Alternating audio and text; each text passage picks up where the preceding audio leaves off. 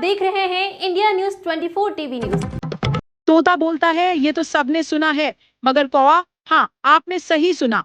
महाराष्ट्र के पालघर जिले के गाड़गांव में एक कौवा इंसानों की तरह बातें करता है और अब सोशल मीडिया पर छाया हुआ है। इस अनोखे कौवे का नाम है कालिया। 3 साल पहले एक तूफान में घायल मिला था। मंगल्या मुखने के बच्चों ने इसे बचाया, प्यार दिया और फिर कुछ ऐसा हुआ जिसकी किसी ने उम्मीद नहीं की थी। कालिया बोलने लगा, काका काका आई आई। ये कौवा घर के बच्चों की नकल करता है, बिल्कुल इंसानों की तरह बोलता है और अब इसका वीडियो सोशल मीडिया पर मिलियन व्यूज के साथ ट्रेंड कर रहा है। लोग कहते हैं कौवा हो तो ऐसा। पालघर के गाड़गांव का कालिया बन चुका है वायरल सुपरस्टार।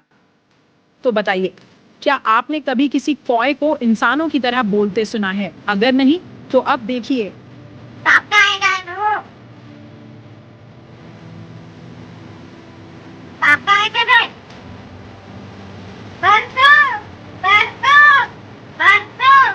Tahu